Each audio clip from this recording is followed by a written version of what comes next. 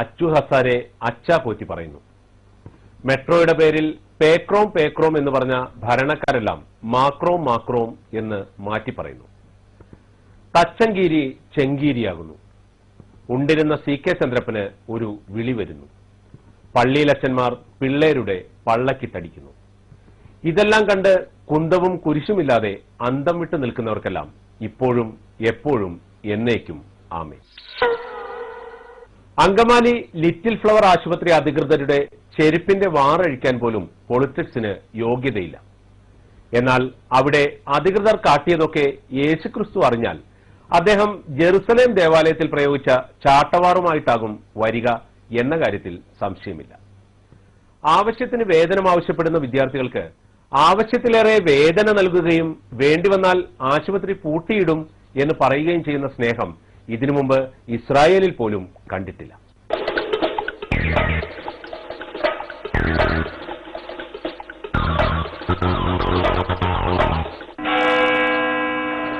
പിതാവേ, ഇവരോട് ക്ഷമിക്കൂ. ഇവർ ചെയ്യുന്നതിനെന്നറിയുന്നില്ല. അങ്കമാലിയുടെ ചരിത്ര മണ്ണിൽ 7 പതിറ്റാണ്ട് മുൻപ് കുരുത്ത സൗഖ്യത്തിന്റെ അഗ്നിനക്ഷത്രമാണ് അങ്കമാലി ലിറ്റിൽ ഫ്ലവർ ഹോസ്പിറ്റൽ. ഈ അഗ്നിപുഷ്പത്തിന്റെ ഇതളുകൾ അടർത്താൻ ശ്രമിക്കുന്നവർക്ക് ശക്തമായ മുന്നറിയിപ്പ് നൽകിക്കൊണ്ട് ലിറ്റിൽ ഫ്ലവർ ഹോസ്പിറ്റൽ സംരക്ഷണ സമിതിയുടെ ആഭിമുഖ്യത്തിൽ നടത്തുന്ന ആശുപത്രി സംരക്ഷണ റാലിയാണ് ഈ കടന്നു വരുന്നത്.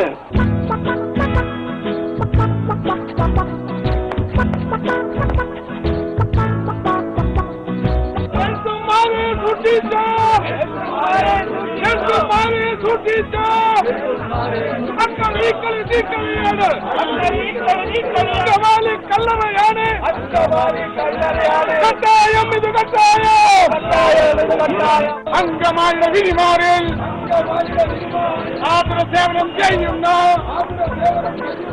ആശുപത്രി തച്ചു തകർക്ക് സമരം ചെയ്യും നേഴ്സുമാരെ ഓർത്ത് കളിച്ചോ സൂക്ഷിച്ചോ. ഈ കളി കട്ടോയോ.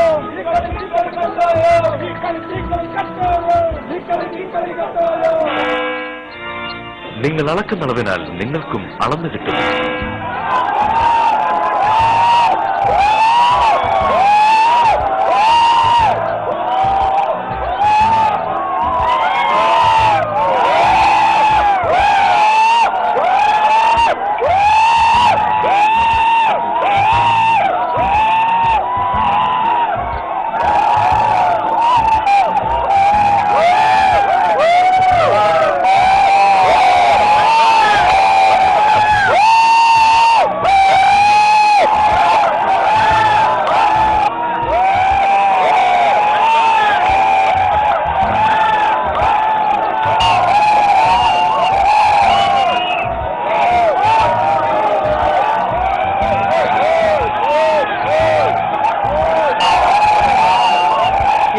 ഞങ്ങളെ രക്ഷിക്കണമേ. വിധിക്കരുത്, എന്നാൽ നിങ്ങളെയും വിധിക്കുകയില്ല. ശിക്ഷിക്കരുത്, എന്നാൽ നിങ്ങൾക്കും ശിക്ഷാർഥി ഉണ്ടാകില്ല. ക്ഷമിപ്പീൻ, എന്നാൽ നിങ്ങളോടും ക്ഷമിക്കും.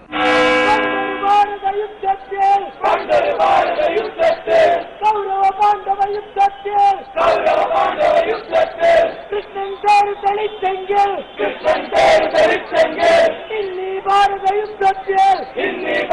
യുദ്ധത്തിൽ തെളിക്കും യുഎൻഎ. ദരിദ്രരായ നിങ്ങൾ ഭാഗ്യവാന്മാർ, ദൈവരാജ്യം നിങ്ങൾക്കുള്ളത്.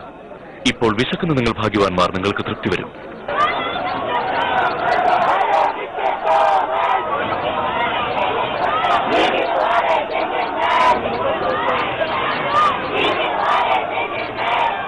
ഇപ്പോൾ കരയുന്ന നിങ്ങൾ ഭാഗ്യവാന്മാർ, നിങ്ങൾ ചിരിക്കും.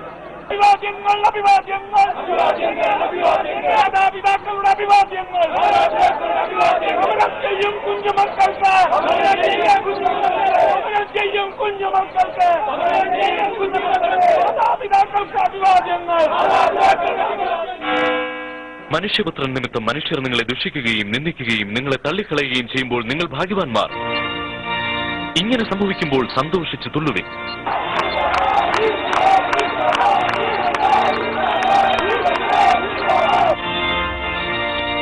എന്തുകൊണ്ടെന്നാൽ നിങ്ങളുടെ പ്രതിഫലം സ്വർഗത്തിൽ വലുതായിരിക്കും. ഇവിടെയുള്ള നേഴ്സസിലെ ഒരു വിഭാഗം ആളുകൾക്ക് 8,500 മുതൽ 15,000 രൂപ വരെ ശമ്പളം കിട്ടുന്നുണ്ട്. 1.5 വർഷം കഴിഞ്ഞവർക്കും അതുപോലെ 7 വർഷമായവർക്കും 6 വർഷമായവർക്കും ഒക്കെ കിട്ടുന്നത് 4,050 രൂപയാണ്. അതിലൊരു ചേഞ്ച് പോലും ഇതുവരെ വരുത്തിയിട്ടില്ല ഇത്രയും നാളായിട്ടും.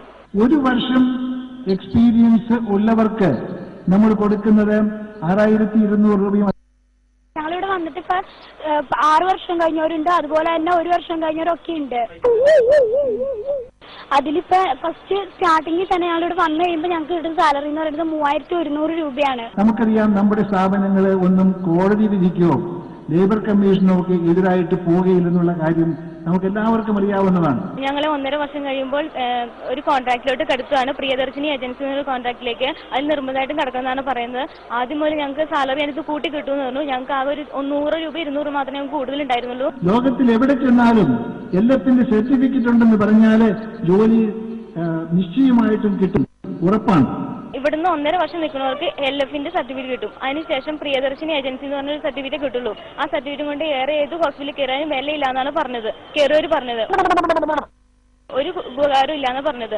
ഇപ്പോൾ നിലവിലുള്ളതായ 3 ഷിഫ്റ്റ് കഴിഞ്ഞാൽ 8, 8, 12, 8, 8, 16, 12, 28. അപ്പൊ 4 മണിക്കൂർ ഓവർലാപ്പ് ചെയ്ത് വരും. 4 മണിക്കൂർ നഷ്ടമുണ്ട്. അപ്പൊ അത് സഹിച്ചാണ് ഈ 12 മണിക്കൂർ രാത്രി ഈ ഒരു ഷിഫ്റ്റ് കൊടുക്കുന്നത്. ഒരു കുട്ടി സ്ട്രോക്ക് ഐസിയുലാണ് നിൽക്കുന്നത്. ആ കുട്ടി രാവിലെ 8 മണിക്ക് കയറി വൈകുന്നേരം 7 മണി വരെ അതിനോട് ഡ്യൂട്ടി ചെയ്യിപ്പിച്ചിട്ട്, അത് കൂടാതെ അതിനോട് പോയി ഫുഡ് കഴിച്ചിട്ട് വൈകുന്നേരം 9 മണി മുതൽ ആ കൊച്ചിന് പിന്നെ നൈറ്റും ചെയ്യിപ്പിച്ച് പിറ്റേന്ന് കാലത്താണ് ആ കൊച്ചു വന്നത്. അന്ന് നൈറ്റും അതിനെ കൂടി ചെയ്യിപ്പിച്ചു. പിന്നെയുള്ളത് മെറ്റേണിറ്റി ലീവ് ആനുകൂല്യങ്ങൾ. ഇവിടെ ESI വഴി അതെല്ലാം ലഭിക്കുന്നുണ്ട്. ഇനി അതെല്ലാം ഏതെങ്കിലും ലഭിക്കാത്ത ആരെങ്കിലും വേറെ ഏതെങ്കിലും കാറ്റഗറിയിൽ വരുന്നുണ്ടെങ്കിൽ അത് പരിഗണിക്കാൻ ഞങ്ങൾക്ക് പ്രയാസമൊന്നുമില്ല. ഞങ്ങൾക്ക് ESIയും PFും 1.5 വർഷം കഴിഞ്ഞവരെ അതിന് പിടിക്കുന്നുണ്ട്. അതിന് ഒരു തെളിവും ഇതുവരെ ഞങ്ങളെ കാണിച്ചു തന്നിട്ടില്ല. ലീവ് എൻകാഷ്മെന്റ് ഇവിടെ ഉള്ളതാണ്. ഞങ്ങൾക്കൊരു ലീവ് ഇല്ല, സിക്ക് ലീവ് ഇല്ല, ആനുവൽ ലീവ് ഇല്ല, കാഷ്വൽ ലീവ് ഇല്ല. അങ്ങനെ ഒരു ലീവും ഞങ്ങൾക്ക് ഇതുവരെ തന്നില്ല. ഇവിടെ ഈ 6 വർഷം 7 വർഷമായവർക്ക് പോലും ഒരു ലീവ് പോലും കൊടുത്തിട്ടില്ല.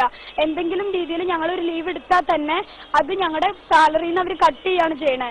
അല്ലാതെ ഞങ്ങൾക്ക് വേറൊരു ഫലവും ഒരു പ്രതിഫലവും ഇവർ ചെയ്തു തരുന്നില്ല. അപ്പോൾ ഇതിന്റെ പേരിലാണ് ഈ കുട്ടികളെല്ലാം ഇപ്പോൾ സമരം ചെയ്യുന്നത്. എന്റെ കുട്ടികളെ എനിക്കറിയാം, അവരുടെ ആവശ്യം നടത്തി കൊടുക്കാൻ എനിക്കറിയാം. നിങ്ങളെ സ്നേഹിക്കുന്നവരെ മാത്രം സ്നേഹിച്ചാൽ നിങ്ങൾക്ക് എന്തനുഗ്രഹം കിട്ടും? പാപികളും തങ്ങളെ സ്നേഹിക്കുന്നവരെ സ്നേഹിക്കുന്നുവല്ലോ. നിങ്ങൾക്ക് നന്മ ചെയ്യുന്നവർക്ക് മാത്രം നന്മ ചെയ്താൽ നിങ്ങൾക്ക് എന്തനുഗ്രഹം ലഭിക്കും? പാപികളും അങ്ങനെ തന്നെ ചെയ്യുന്നുവല്ലോ. അവര് എന്നെ എപ്പോഴും അവരെ സംബോധന ചെയ്യുമ്പോൾ എല്ലാ കുടുംബത്തിന്റെ നാഥൻ എന്നൊക്കെ പറഞ്ഞ് വിളിച്ചിരുന്നവരെ എന്നെ കാണുമ്പോൾ പിന്നെ വിളിക്കുന്നത് എന്താ? കത്തനാരെ കരിങ്കാലി, കത്തനാരെ കാപാലികളെ എന്നൊക്കെ എന്നെ വിളിക്കുന്നത്. തന്നെത്താൻ ഉയർത്തുന്നവനെല്ലാം താഴ്ത്തപ്പെടും, തന്നെത്താൻ താഴ്ത്തുന്നവനെല്ലാം ഉയർത്തപ്പെടും.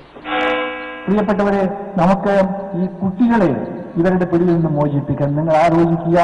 ഈ രാഷ്ട്രീയ പാർട്ടികളും ഈ പോഷക സംഘടനകളും എങ്ങനെയാണ് LFന്റെ ഭൂമിയിൽ നിന്നും അവർ പുറത്തു കൊണ്ടുവരിക? കുരുടനെ വഴി കാണിപ്പാൻ കഴിയുകയില്ല. അങ്ങനെ ചെയ്താൽ ഇരുവരും കുഴിയിൽ വീഴും. എന്നാൽ നീ സഹോദരന്റെ കണ്ണിലെ കരട് കാണുകയും സ്വന്തം കണ്ണിലെ കൊല്ലിനെ പറ്റി വിചാരിക്കാതിരിക്കുകയും ചെയ്യുന്നതെന്ത്? മനുഷ്യർ നിങ്ങൾക്ക് ചെയ്യണമെന്ന് നിങ്ങൾ ആഗ്രഹിക്കും പോലെ നിങ്ങൾ അവർക്കും ചെയ്യുവീൻ.